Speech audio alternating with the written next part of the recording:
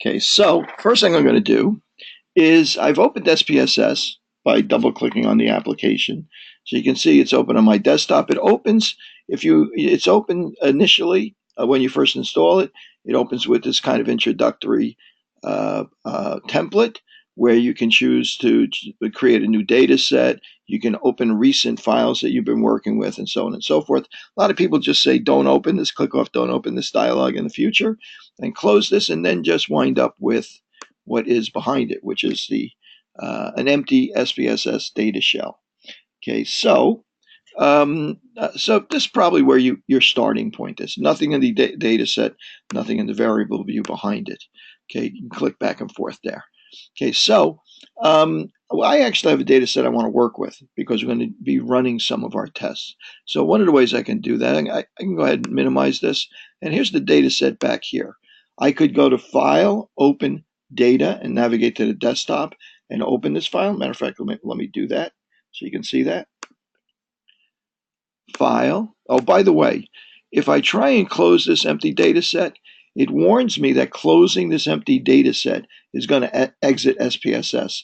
So I can't, like in Word or Excel or the document-based programs, you can't say close all the documents and then leave the program open. Unfortunately, you have to have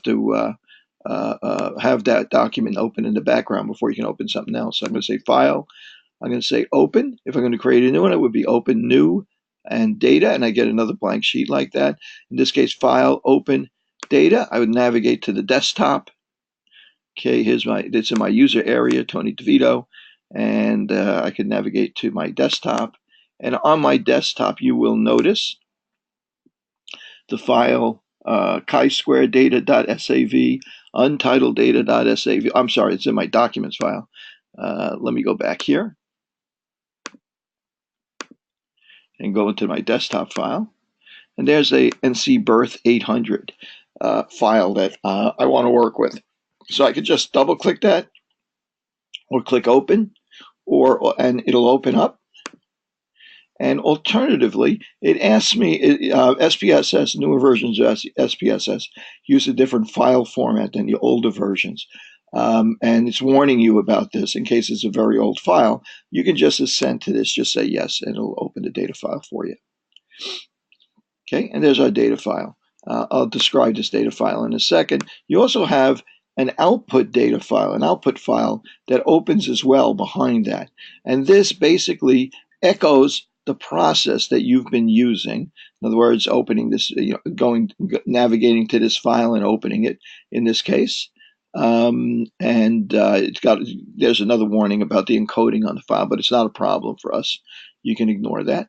So we have the output file open behind the data file, and the output file is going to be added to as we do analyses. It's almost like a ticker tape on a calculator. Just keeps adding each analysis to the bottom of it, so you have all of them kind of stored there.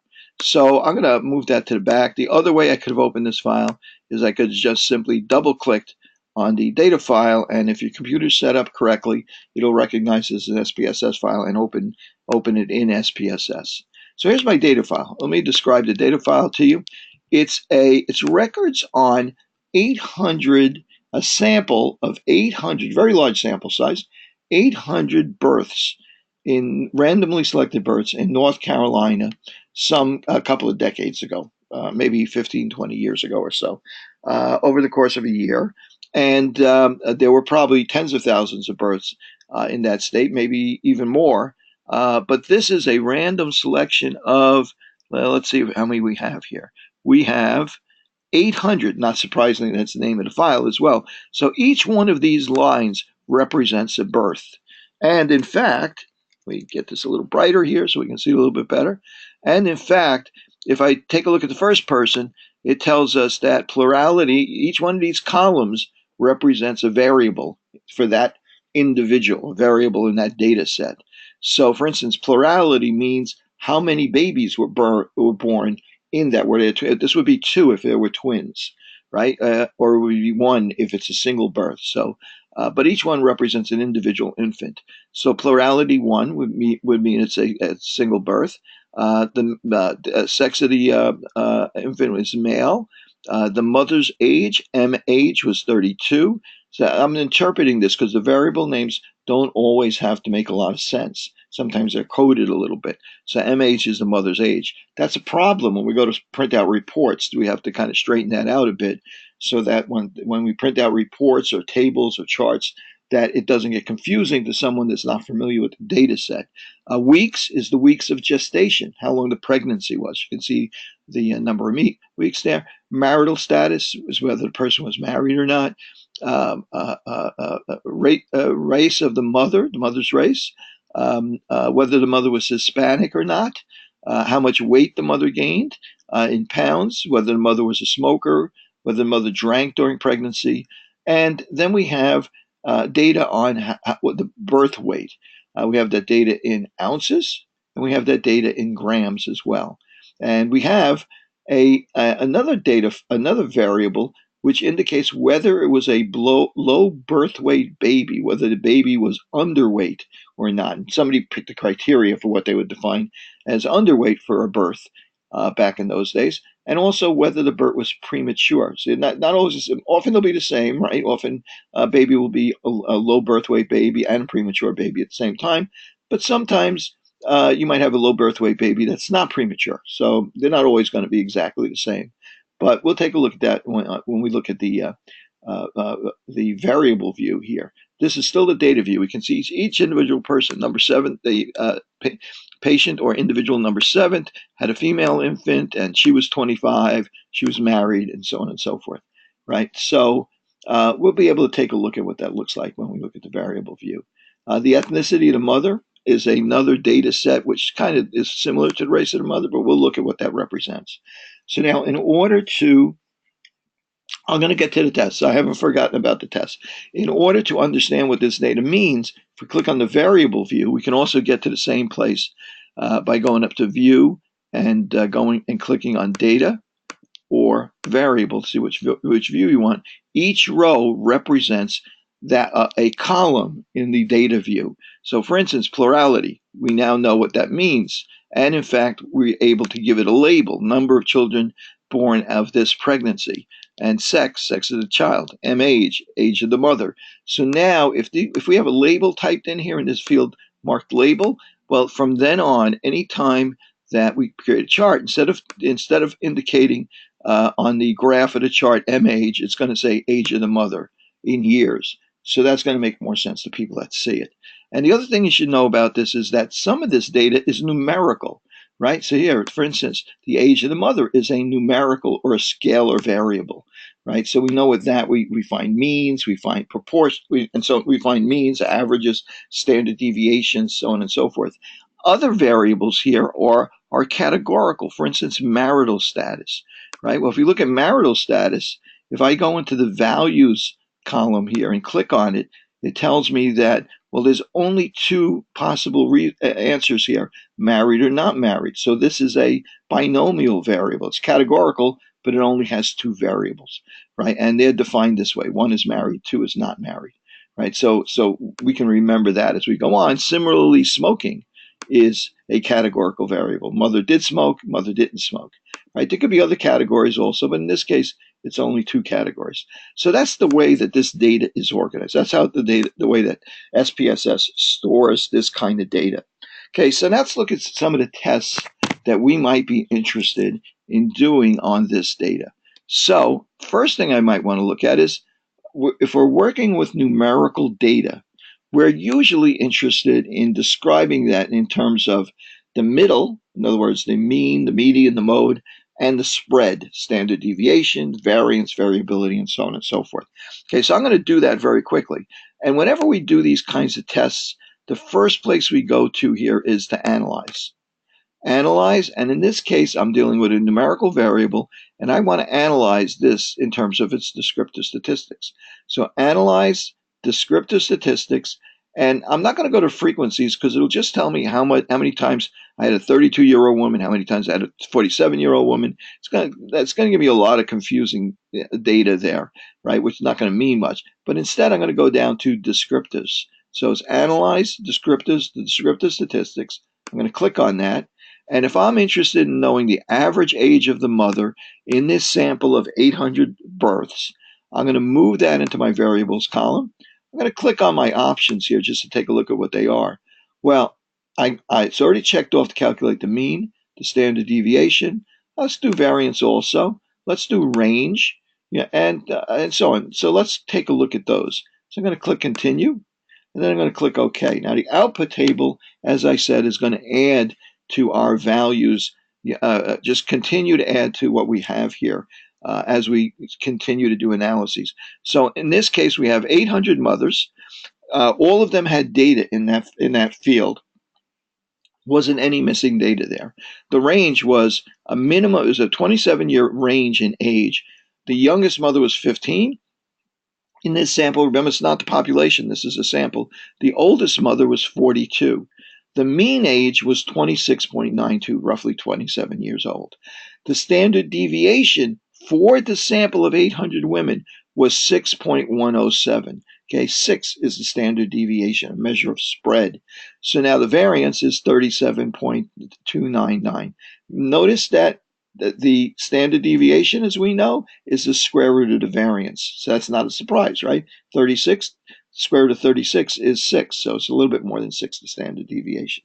Okay, so now the next thing I might want to know about this group. Now in your project, you're going to be called on to present some descriptive statistics. In other words, you're going to want to describe the population that your sample is representing.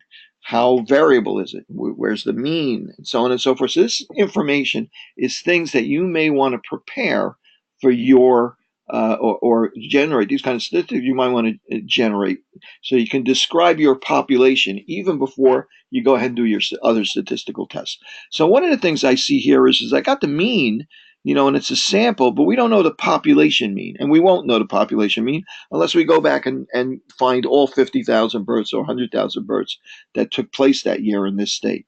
So instead, I want a confidence interval, and I see that the test we ran so far does not produce a confidence interval. So I'm going to go back up here to Analyze, Descriptive Statistics. I'm going to go a step further. I'm going to go down past Descriptives and go to Explore. And now I'm going to do the same thing. I'm going to say age of the mother. I'm going to move it into the dependents list. And I'm going to go into the Statistics tab here to pick some options. And there's very few options here that I really need.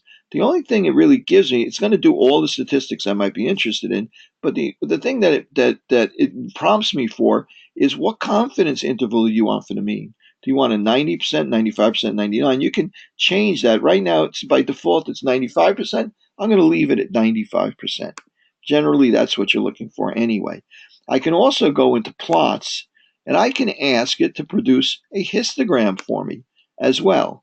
Okay, so I'm going to click that off and say, produce a histogram of this sample for me as well. So we can see if it appears to be normally distributed, for instance. Okay, so I'm going to click into, or if it's skewed and so on and so forth. So I'm going to click continue, and I'm happy with that. I'm going to go ahead and do my test. So I'm going to say, okay, it goes back to the output table, and now we produce some output, 800, sample size of 800, so on and so forth. They all have values in them. And look, the mean, as we calculated before, is exactly the same. The standard deviation is 6.107. Now, what's the standard error? Did it calculate a standard error for me? Let's see if we have a standard error here. I'm not sure if it actually calculates it for you and prints it out. I don't see it there, but we know it calculated. Here it is. There's the standard error. It's 0.216, right? That's the standard error for our mean. Okay, how did it get that number? The same way we would have gotten it. It takes the standard deviation and divides it by the square root of the sample size, square root of 800, and that's where that number came from. Well, now that it's done that, it can add and subtract 1.96 or whatever the t-value is. For it happens to be a very big sample, we would normally just use 1.96. SPSS uses the t-value, which might be a tiny bit bigger than 1.96 for a sample size of 800. Really not even significantly different, right? So and it adds and subtracts that 1.96 times its value to our mean and gives us a confidence interval. What's our confidence interval? 26.49 to 27.34. So we can use this to calculate a confidence interval.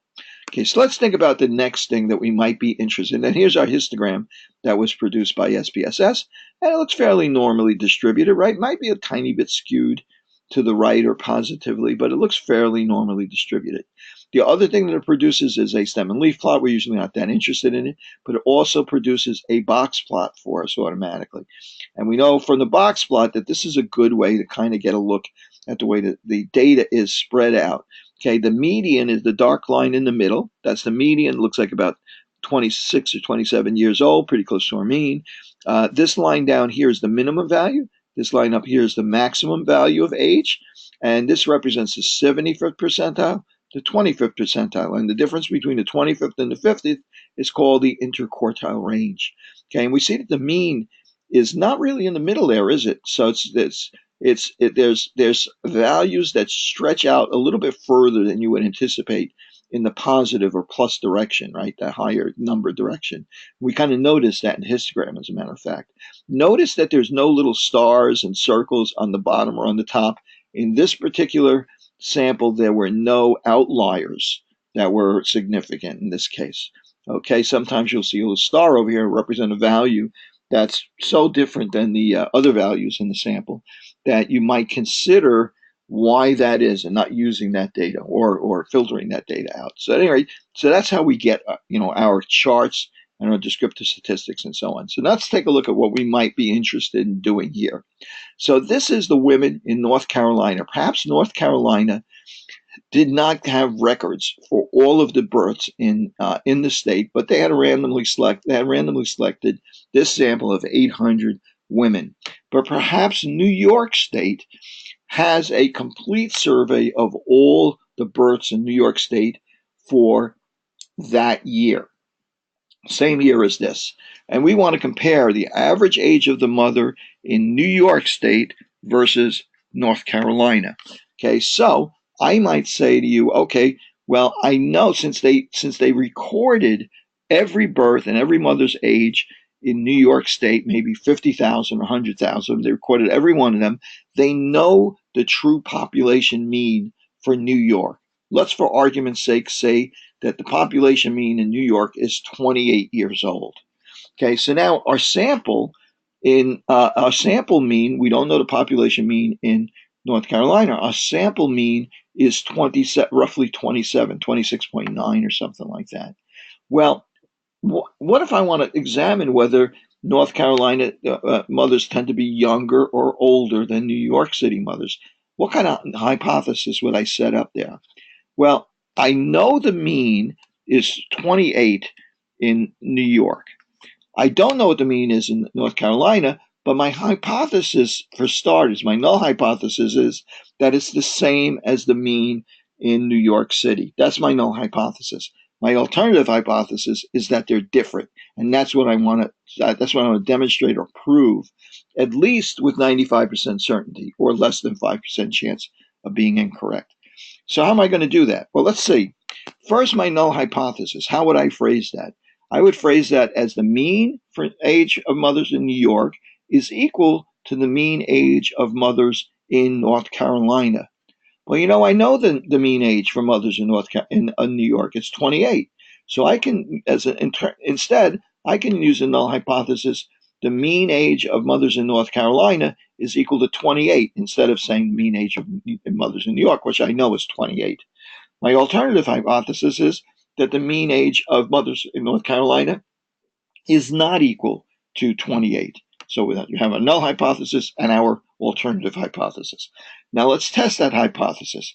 Since we're only dealing with one sample, we sampled North Carolina, we knew the mean in New York, so we didn't do a sample there.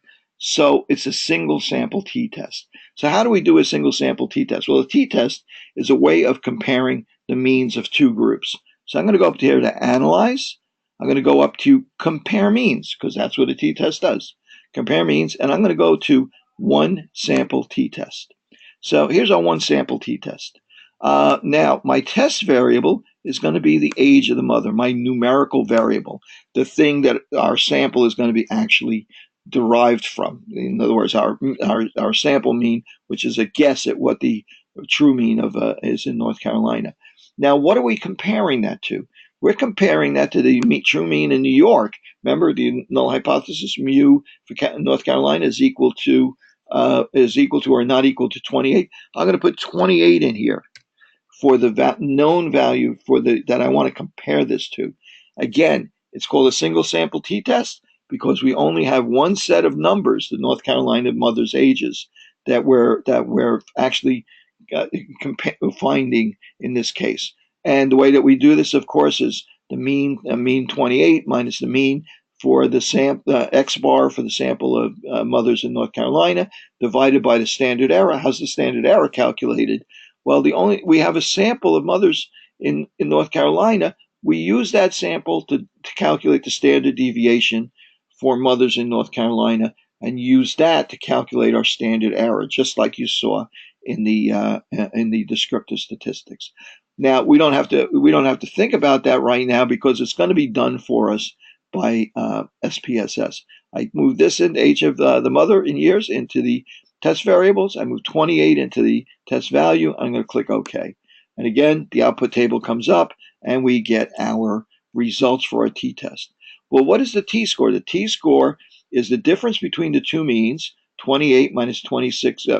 Actually, the direction was the other direction here. 26.9 minus 28 was minus 1 point something, right? Divided by the standard error, which was 0.216, and that comes out to negative 5.025.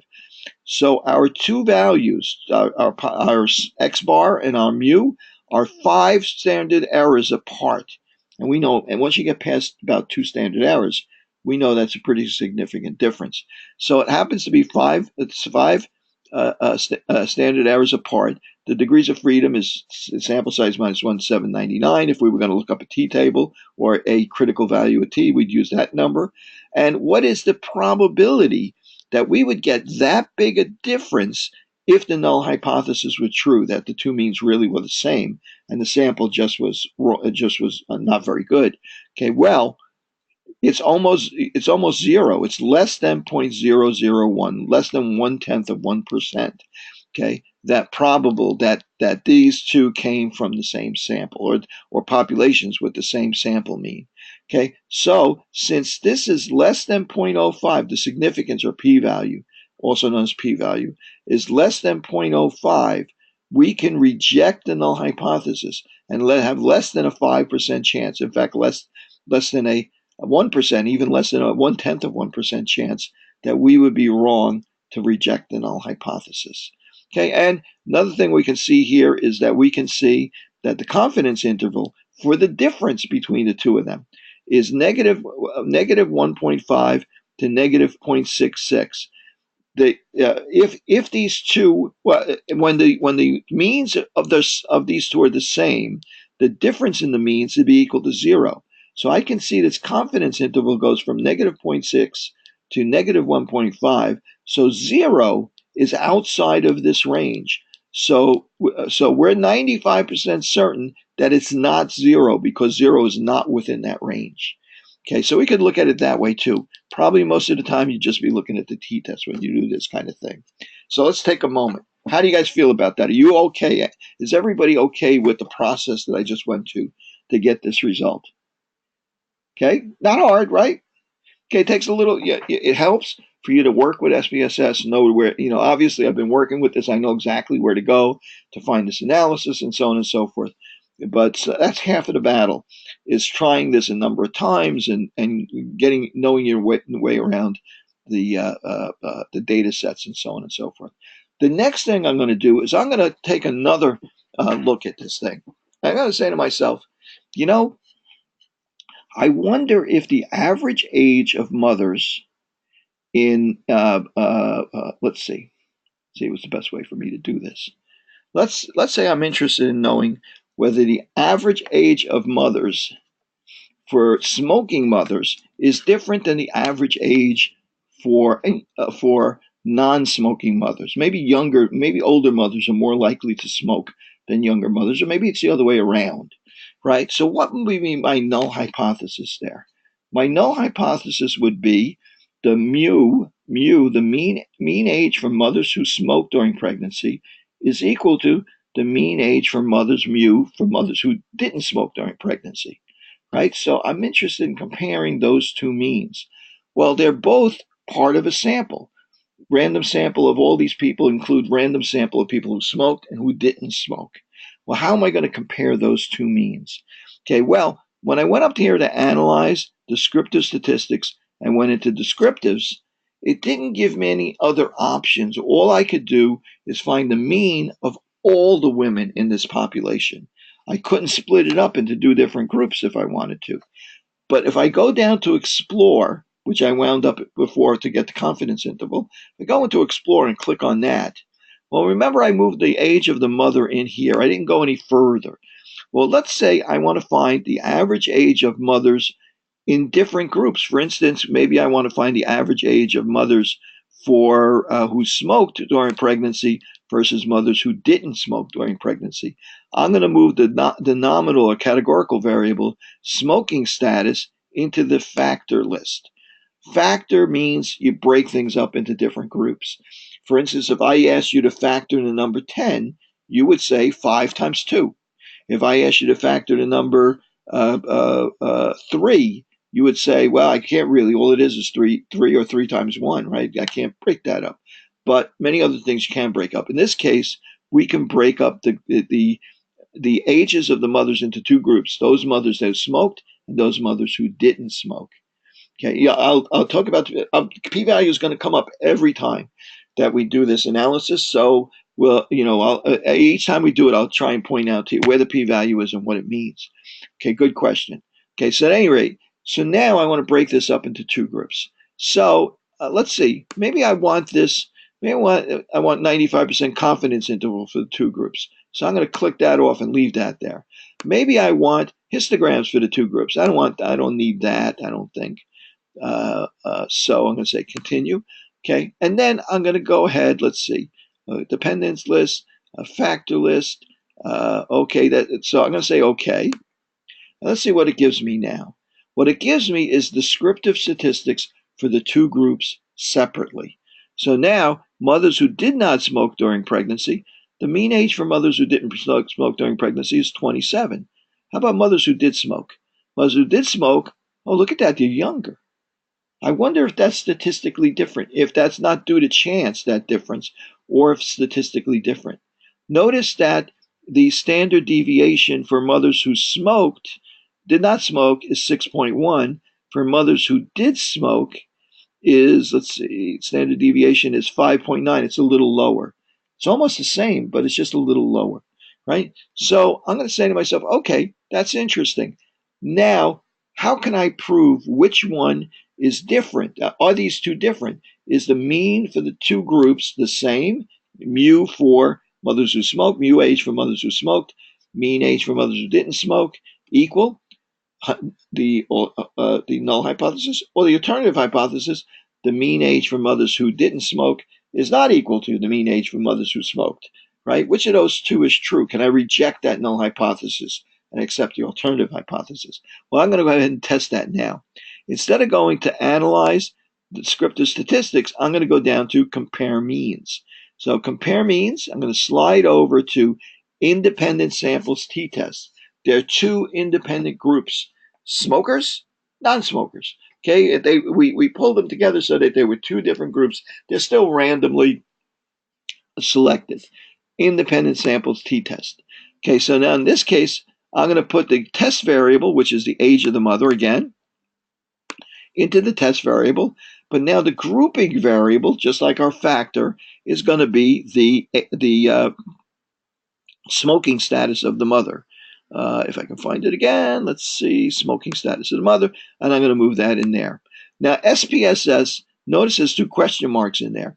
SPSS wants us to tell it what the values are that represent smokers and non-smokers. So I'm going to click here, define groups, and I happen to remember, you might have to go back and take a look if you don't remember, I'm pretty sure that the two groups were represented by the number 1 and the number 2. One of them represented smokers, the other ones didn't represent smokers. But we don't have to, we just have to remember it's a 1 and a 2. We don't have to remember which is which, because SPSS, since it's already coded into the variable view of this, that which one is which, we don't have to remember it. It'll remember for us. I'm going to click continue. See, now 1 and 2 is in there. The groups are defined. And now this blue OK button lit up, so I can go ahead and press it. So I'm going to click it. Okay, and I get my result. Okay, let's see what I got here. Okay, here's my histogram. There's my side-by-side box plots. Okay, means, histogram, group statistics, and deviation. Oh, my goodness, what did I do here? I did something wrong. Let me try this again. And oh, you know what it is? I was wrong. Here we go. I thought I remembered. Look at this. Let's go back to the variable smokers. It's 0 and 1. It couldn't do the test because when I put a 2 in there, that group was empty. There are no mothers who are number 2. So I got to go back there and do it again. Actually, I'm kind of glad that happened, because that if you see that error, you'll know why it came up. So I'm going to go to Analyze, Compare Means, Independent Samples t-test, except I'm going to go back in here and redefine these groups.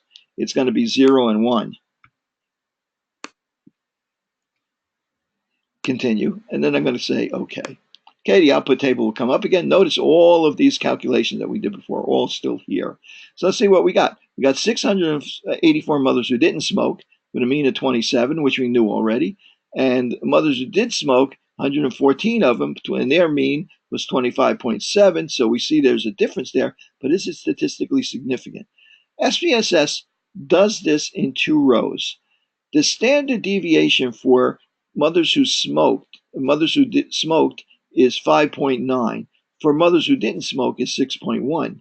Well, when I calculate a standard error, that's the standard deviation divided by the square root of the sample size. Which of those 2 should I use? Well, there's 2 ways that you could look at this. One is to assume that they're equal, roughly equal, to 2 groups, and pool them to calculate a pooled standard deviation. And the other is to look at them individually, rather than assume that they're not equal and do a different calculation that we did by hand in class that we don't have to worry about right now, because SPSS actually does the calculation both ways. It calculates the t-value for equal variances, and it calculates, assuming equal variances, and the t-value for unequal variances. Okay, so Professor Weicker has suggested that whenever you do this test, you assume unequal variances rather than worry about which is which. Well, now the significance in this first part is a separate test. It's for something called Levene's test for equality of variances, which helps you choose which of these 2 rows to use. But since we're always going to assume unequal variances and use that calculation, just go straight to the bottom. Ignore this F-score and the significance, because this has nothing to do with the t-score itself. The t-score is from, notice this big line over here separates that.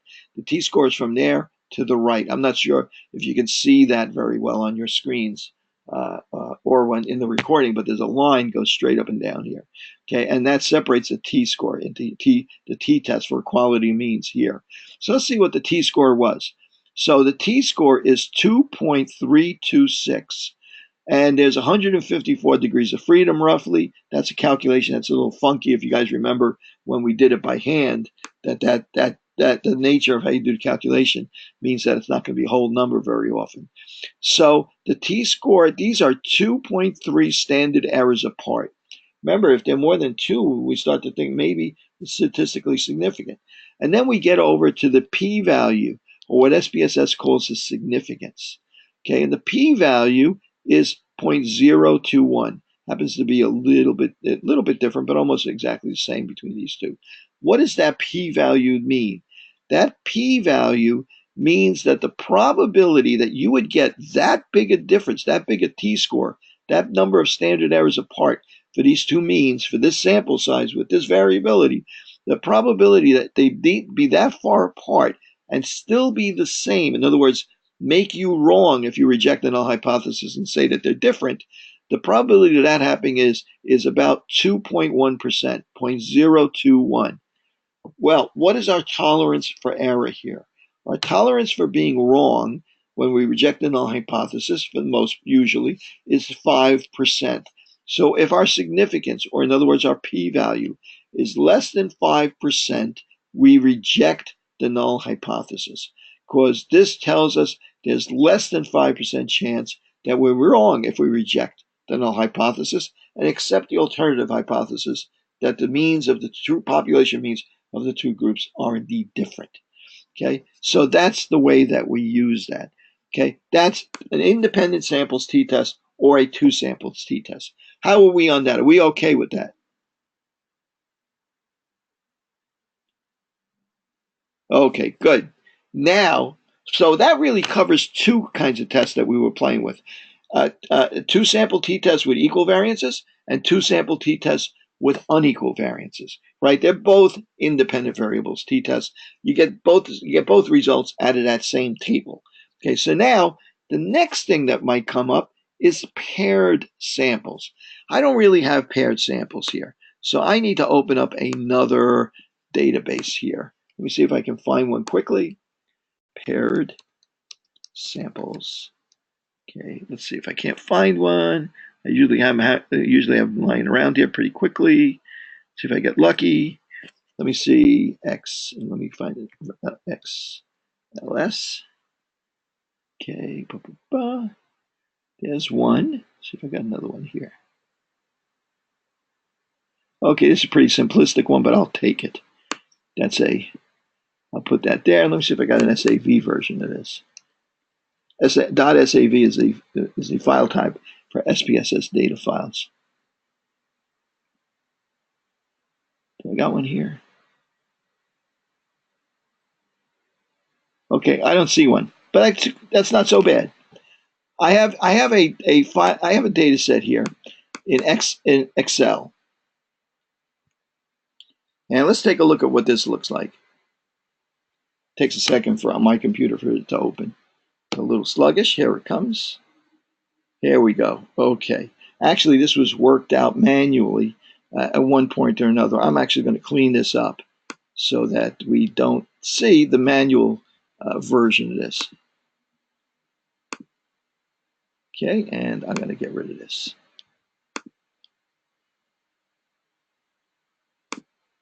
Okay, so let's say that we're evaluating a weight loss program or a drug that's supposed to cause weight loss. Okay, and so we decide we're going to test this drug, and we're going to have people take it, not change their diets or anything like that, continue with their normal dietary program and exercise program, but they're just going to take the drug. So now, rather than have, there's a couple of ways we could do this. One way is experimentally, we could say, let's give the drug to 9 people and let's get 9 people and tell them, here's the placebo. Go home, come back in 2 weeks, and we'll see how you did, right? And we might give 9 other people the drug, tell them the same thing, and then have them come back and weigh them. And then find the average weight loss for the people that took the placebo versus the average weight loss for the people that didn't take the placebo. Well, that's one way we could do it.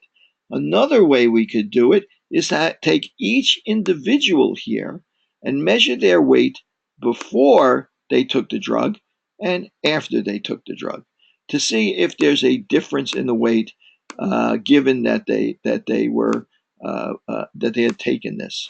Okay, so this is a lame description of this study, but really the idea here is that whatever this value is, whether it's blood pressure, weight, blood sugar, whatever it is, the value here represents, in this case, before and after for the same person, right? So either for the same person or two people that are matched up together so that they have same smoking status, same this, same that, and so on and so forth. But the two values are either two matched people or the same person, say before and after, or given with a placebo and then without a placebo, or with the drug, and without the drug for differences in weight and so on. But in any case, it's the same person, right? So a same person or a matched pair of people. Okay, so the idea here is instead of looking at the averages before and after, right? I'm going to look at this a little bit differently. Let's look at what the difference was for each one of these people.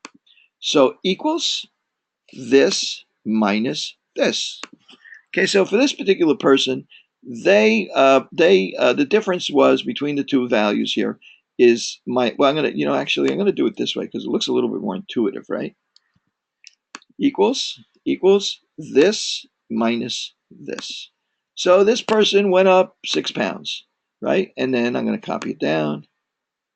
And this person went down 4 pounds. This person this is a little severe. Maybe I'll make that, but just so it's not wacky. Let's try that. Okay, this person went down 17 pounds. This person went down 15 pounds.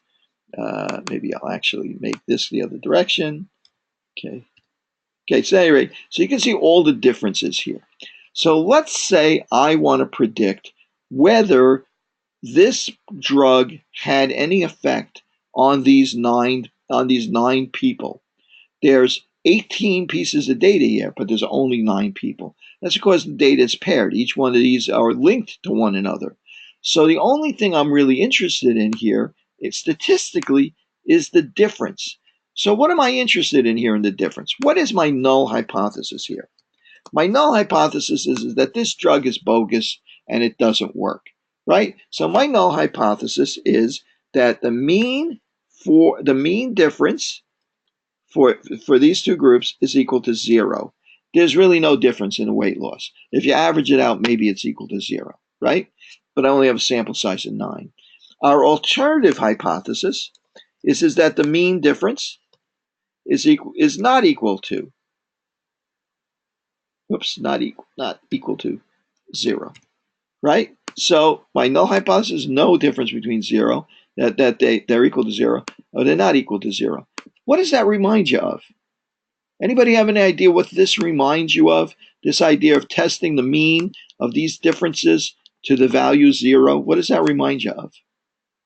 Didn't we just do that? Isn't that what we started with? Isn't this really just even though it's really 2 samples before and after, or paired samples, isn't it really just a single sample t-test where you're comparing it, instead of comparing it like we were before to, I don't remember what it was, 100 or whatever it was, we're comparing it to 0. Is the difference 0 or not 0? Right? It's the same thing as a single sample t-test. In fact, I'm going to go ahead and do this in SPSS. I'm going to delete this first. Clear all.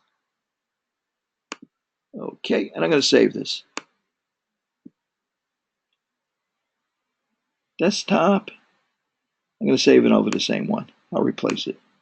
Okay, the reason why I did that is because I only wanted these 2 columns in the test. I'm going to click over here, so I'm back in SPSS. Then I'm going to say File, Open, Data, and then I'm going to go to the desktop, and I'm going to open that Excel file I just saw. Oh, I can't see the Excel file on my desktop, right? So what do I do about that? Well, that's because it's only looking for SPSS files. I can tell it to look for Excel files. I can also tell it to look for all files or many other different files and so on and so forth. I'll tell it just look, I know it's an Excel file, so I'll just say look for any kind of Excel file. So in fact, where is this Excel file? Here's my paired sample weight loss Excel. So there's my file. I'm going to say open and import it, in other words, into SPSS. And then it comes up and it tells me, this is what I see in SPSS. I see 2 columns of data, before and after. I'm going to call it, I'm going to take that first name at the top. So you read variable names from the first row of data. I'm going to read that and say that that's the variable name before and after. If I unclick that, it actually gives it a a default variable name and actually includes that as some of the data. I don't want that. That's just a type. That's just a variable name. So I'm going to leave it that way. And I'm going to say that I want to import that. Notice it tells me it sees data between cell A1 and B9. which is all the data that's there. So I know that it's going to import this correctly. I'm going to say OK. Now it opens up an SPSS file just the way we saw it before and after, just the way it was formatted in Excel. Before and after, I'm really interested in the difference, as I mentioned before. So I'm going to go in here, and I need a new variable. I need, just like in Excel where I did the calculation in a separate column, I need a new variable. So where am I going to get that new variable from? Well, in fact, we have a way to do this. There's data where we can define information about variables. There's also transform rather, where we can create or alter variables. I'm going to say I need to compute a new variable. I need to calculate the difference between those. So I'm going to say compute variable. This new variable, what is this new variable going to be equal to? I'm going to call this new variable difference. Okay, and I'm going to call this new variable difference, and this new variable is going to be equal to the value of the after weight minus the value of the before weight. Okay, that sounds good to me. And then I'm going to say, okay, we're going to do this for everybody, so I'm not going to put anything to if, like if I wanted to filter it and only do some of them. And I think I should be able to say okay here. And look at that. It created a new variable called difference, which is the differences that we saw previously. So now my null hypothesis is we can forget about these two columns, and we're only interested in is the average difference equal to 0 or not equal to 0. Single sample t-test. So I'm going to go to Analyze, Compare Means, One Sample t-test, and I'm going to take my one sample, which is the differences, move it in here, and compare it to the value 0. Is the mean difference, is the population mean, if I did this for thousands of people, the whole population got this drug, and with the average weight loss for the entire population, would it be equal to 0 or not equal to 0? Is the null hypothesis true, or can I reject it and accept the alternative hypothesis? Okay, and so I leave 0 in there because that's what I'm comparing it to, the difference of 0. That's really the difference for the why this is a little bit different than our other single sample test. So I'm going to click OK. Okay, and SPSS does a single sample t-test. It's going to look the same as it did before, and it says that the the mean, which is a minus 5.6 pound weight loss, right? That mean is that different enough from 0 for me to say that the entire population difference would be 0. Well, minus 5.6, the standard error is 4.66. Let's see, that minus 0 over this, that is not a very big number. In fact, the t-score is only minus 1.2. Way under 2. Doesn't look too good so far, right? How many degrees of freedom? 7, right? Sample size is 8, minus 1 is 7. The standard is the significance, the probability of being wrong. Yeah, thanks. Thank you very much. I went off on a tangent there, and I was thinking about doing something else, but I appreciate the encouragement. The t-score is minus 1.2. The significance. Now remember, this is our p-value. This is the probability that we would get this extreme of value if the two means, or if the difference, the mean of the differences was equal to 0 for the entire population. Right? So we want less than 5% chance that we would get that extreme of value. Well, in fact, there's a 27% chance we could get that big a value, given a sample size of 8, and still be part of the same population. In other words, not different than 0. So since this is not less than 5% chance of being wrong if I reject the null hypothesis, I fail to reject the null hypothesis. Long story short, if this is less than 0.05, you reject the null hypothesis. In other words, less than 5% chance of being wrong if you do that. If it's more than 0.05, you accept the null hypothesis. Excuse me, I'm sorry. You fail to reject the null hypothesis. Don't ever let me say that ever again. Okay? You fail to reject the null hypothesis. Just because you fail to reject it doesn't mean the null hypothesis is true. In fact, that's not what you're testing for. That's not your objective. Your objective is either to reject the null hypothesis and accept the alternative, or fail to reject the null hypothesis. This test is no way a test for whether or not things are equal. It's only a test for whether you can prove with 95% certainty or less than 5% chance of being wrong that they're different. Okay, so in this case, we failed to reject the null hypothesis. So we've gone through all of the t-tests that we might have. And this is what we do with numerical variables, right? This is kind of test that we use for numerical variables. What about categorical variables? Well, that's a whole new ball of wax, isn't it? Okay, so let's take a look at our data set that we were working with before. And I'm going to go with North Carolina birth set. Okay, so let's say to ourselves, let's see, we have here a data set for infant was low birth weight, right? Let's take a look at that variable. Okay, in low birth weight. Where is it? There's the ounces. Here's low birth weight.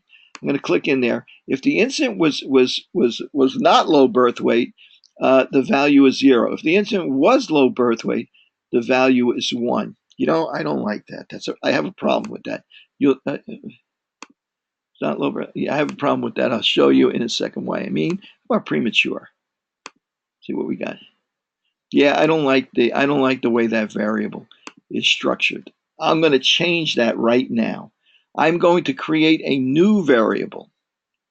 Transform, and you'll see why I do this in a bit. Transform, let's see, recode into a different variable. I'm going to make a new variable. And this new variable is going to be, I'm going to take this, let's see, input variable is going to be, where is it? Low birth weight. Okay, and I'm going to say that the old value, if the old value were 0, the new value is 1. And if the old value were 1, the new value is 0. Okay, and I'm going to click continue. Then I'm going to give it a name here, new low. Okay, I'm going to click change. And I'm going to click OK. Okay, and here we got a new variable called new low. And if I click in here, I can tell it that the value 0 means low birth weight. Right? Before it meant not low birth weight. And 1 means not low birth weight.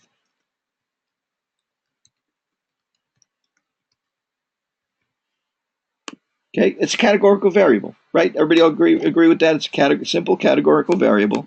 And I'm going to put in here low birth weight for the label. Okay, and I'm also going to then look also at smoking status.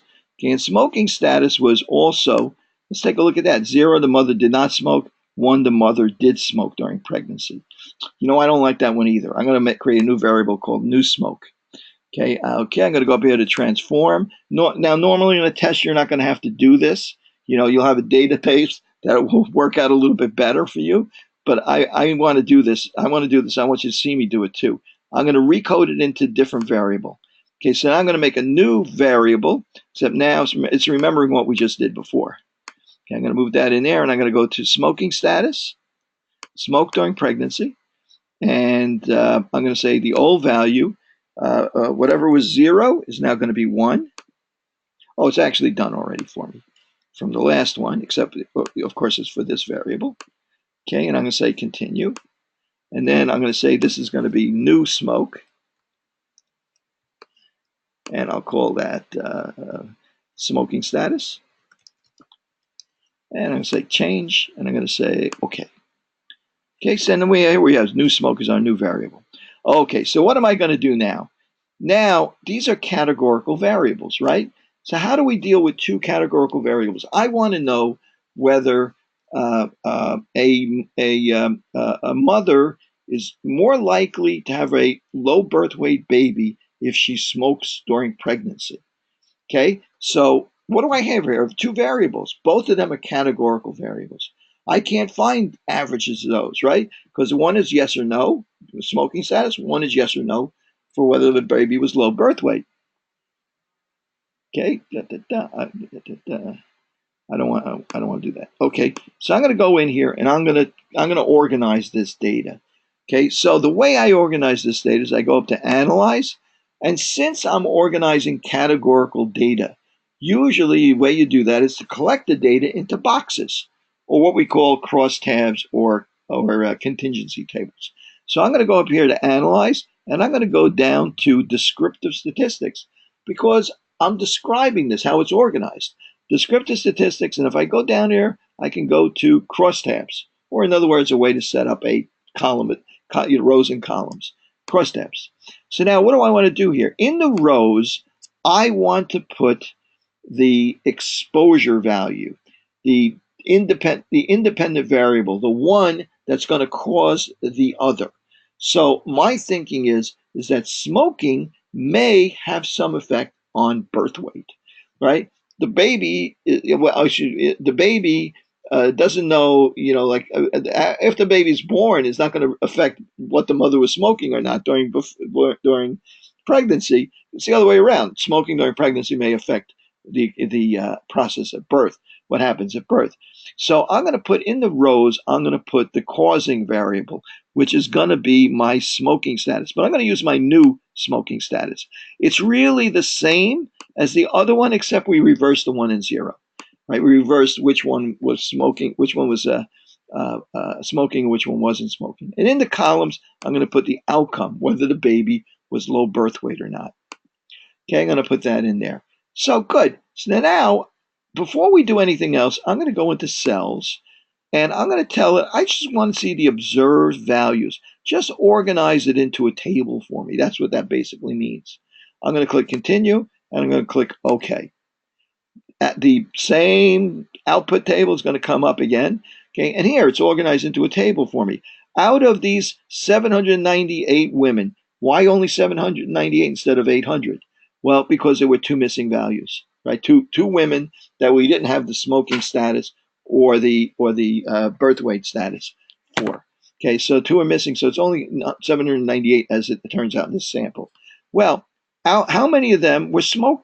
I didn't really code that, did I? Smoking status. Let me go back in there. Okay, the value 0 represent smoker. Right? Remember, it was the other way around.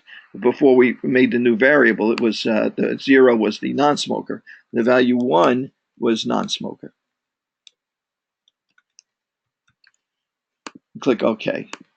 And then I go back here to my data view, and I'm going to do my analysis again. I'll just repeat it so that I can see the labels. So I'm going to go into Descriptive Statistics, crosstabs, and I'm going to just say OK again, and it'll come up again. So this time, it's in the labels in here. So the top row is smokers, right? In other words, had I not done this, create these new variables, the top row would have been non-smoker, and the bottom row would have been smoker. And similarly, with birth weight, the left row would have been not low birth weight, and the right column would have been low birth weight. Remember when we were looking at the diagnostic test, it was always whether the test was positive, whether what the test result was, and the disease was disease yes in the left and disease no in the right. I'm doing the same thing here. I want the exposure I'm interested in the top row, and I want the outcome I'm interested in, low birth weight, in the left column. That's why I changed the 0 and 1. SPSS organizes this alphabetically. So if this had been 0 and this had been 1, then non-smokers would have been on top. And in the original variable, we had 0 for non-birth weight, non-low birth weight, and 1 for low birth weight. So that they would have been reversed here. That's why I wanted it this way. It's just easier for me to work with and understand. Okay, you don't have to change it, but it might take you a little bit of extra interpretation when you take a look at the charts and tables that it generates to interpret them. So it's really nice to have it this way. Okay, so what do I have here? It's just organized the data for me. There's 114 women that were smokers. 15 of them had low birth weight babies. There are 55 women who had low birth weight babies. who were non-smokers out of 684 total smokers. Well, how can I analyze this now?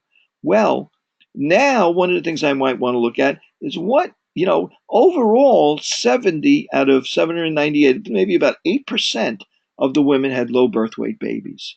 Well, is there a difference in the percentage for smokers or non-smokers, or is it the same? In other words, what are the expected values here? If everybody, if smokers, the 114 women, and the 608 smokers and the 684 non-smokers were having low birth weight babies at the same rate, what would we expect these numbers to look like? Well, I can find that out. I'm going to say to analyze, descriptive statistics crosstabs. I'm going to go in here and I'm going to say, gee, besides what I have already, I'm going to go into cells, show me the expected values now. Click continue, say okay. Okay, let's see what we get.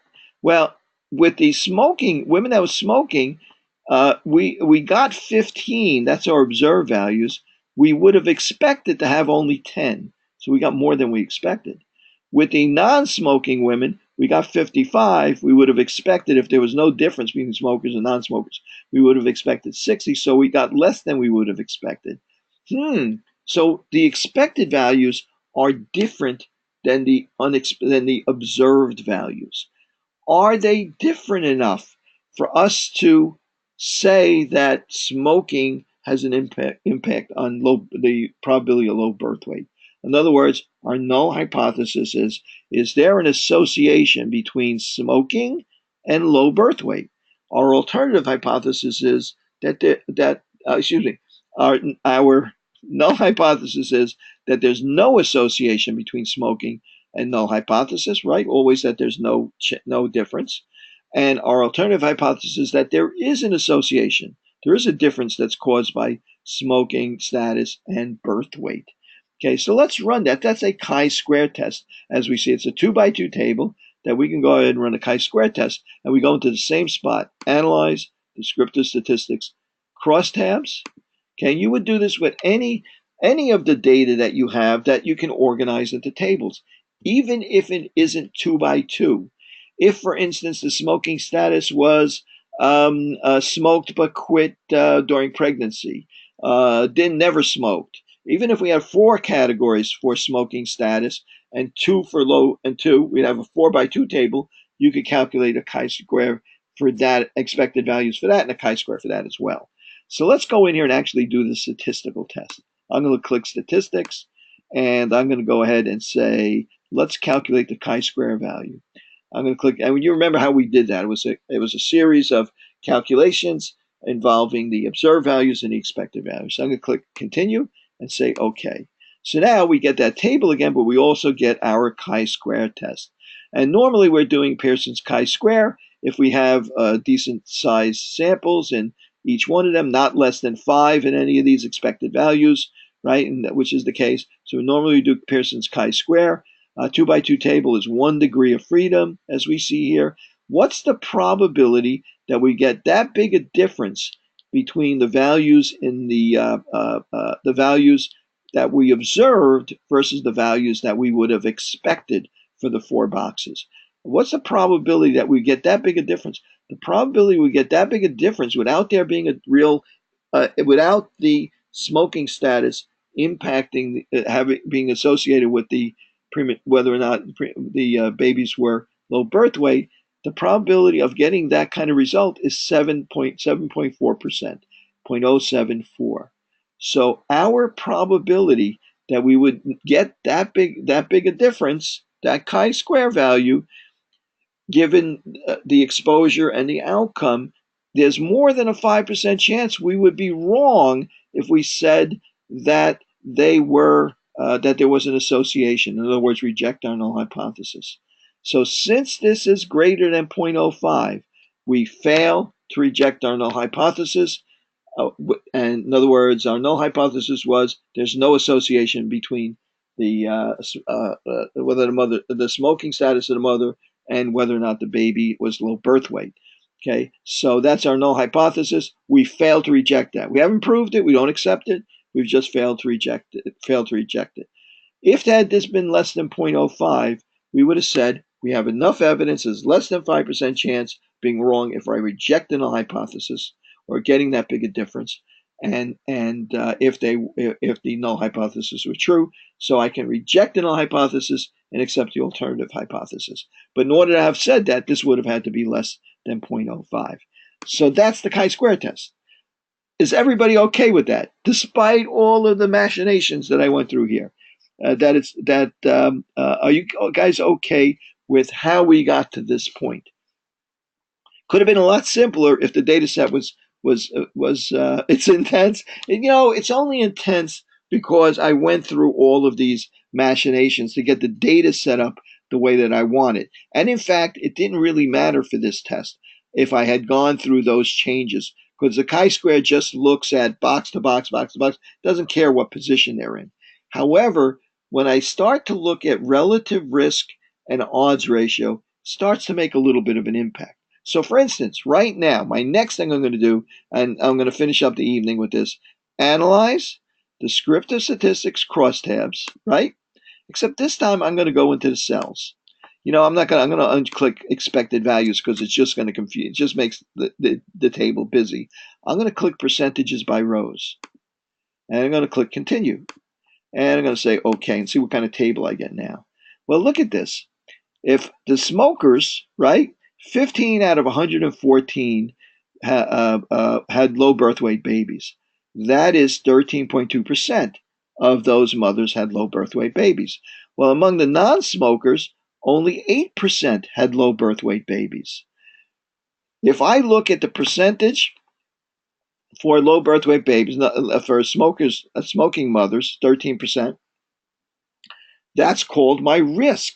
That's the risk of having a low birth weight baby if you smoke during pregnancy. And this is the risk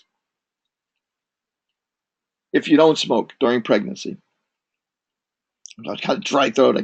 My throat's so dry I can't swallow after all this talking. So what is my relative risk? My relative risk is 13% over 8%. It's roughly about 1.6 or something like that. The risk is 1.6 or so times as great for mothers who smoke versus mothers who don't smoke. The real question is that 1.6, if I calculate a confidence interval for that relative risk, 13% over 8%, is that confidence interval include the value 1? The value 1 would be the relative risk where they're both equal. In other words, the percentages are both equal. Null hypothesis, relative risk is equal to 1, relative risk is not equal to 1. That's relative risk. The odds ratio would be 15 over 99 is the odds for smokers, and 55 over 629 for non-smokers. And then you would take 15 over 99 and divide it by 55 divided by 629 to get the odds ratio.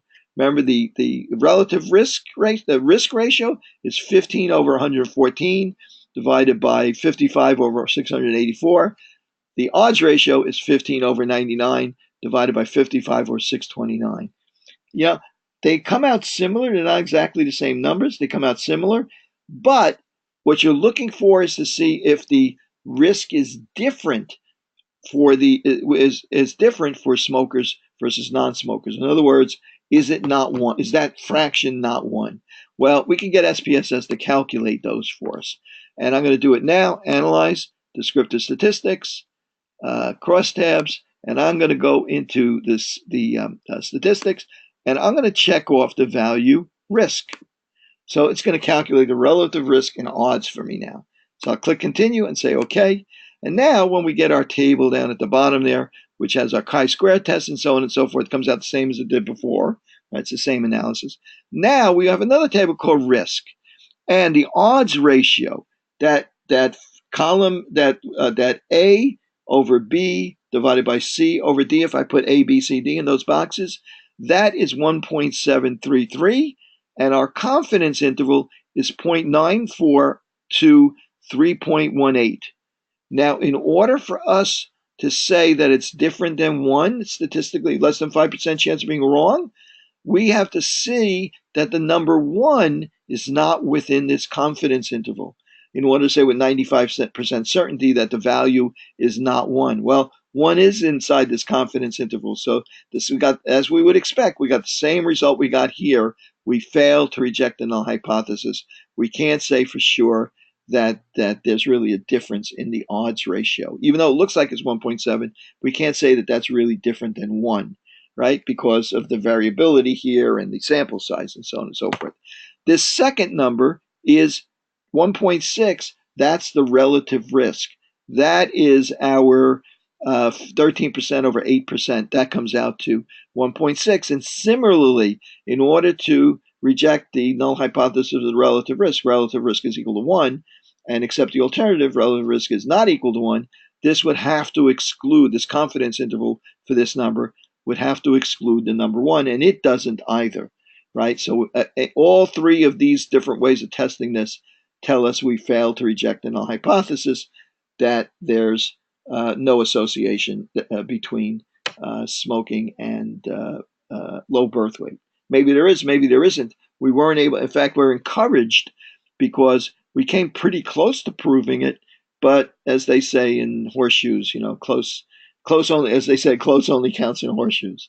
So for those of you that, I don't even know, did people play, the younger people play horseshoes anyway? I mean, at the beach, I see, what is it called? With those sandbags you throw into the hole and stuff like that. What's that called again? I forget what that's called. Okay, so that's how we would do this. That's how we would calculate chi-square. And keep in mind now, the important takeaway from all this, we just learned a series of tests. We learned t-tests. T-tests are used to compare the means of two groups, right? The mean values of two groups. So what are the variables? One of them is a numerical variable. The other is a categorical variable that tells you what the two groups are. In our case, it was mother's age is the numerical variable, and the mother's smoking status was a categorical variable, smoker versus non-smoker. We used the t-test to compare those two groups. Well, what about if it was both of them were categorical variables? The mother's smoking status, yes or no? The mother, whether or not the baby was low birth weight, yes or no? Each one of those two. Well, that's crosstabs and chi-square. And if it's a 2x2 table, we can also calculate relative risk and odds ratios. Now, we're going to continue, because what about if you want to compare means of more than two groups together? You can't use a t-test because you only use a t-test for two groups. Well, what if you wanted to compare the mean age of mothers for 5 different ethnic groups, right? Well, you'd have to run the t-test over and over and over again between all the different groups, and that's not going to work very well. We'll talk about that next week, right? So that's going to be a test called analysis of variance. We're going to learn about that, right? And then there's also, what if they're both numerical variables? What if I want to see if there's the association between the mother's age and the birth weight of the baby? So the mother's age is a number, the birth weight of the baby is a mother, and they got two numerical variables. So how do I deal with that? It's not a numerical, I can't, the means don't compare with each other because one's mean of age and the other's mean something of something different. There's something that we use called a correlation regression to evaluate two numerical variables to look for an association. So we've learned some tests for some of the variables. We're going to continue and find other tests that are used for different variables. The real key here is knowing when to apply the right test and how to apply it properly. So, okay, I hope that helped.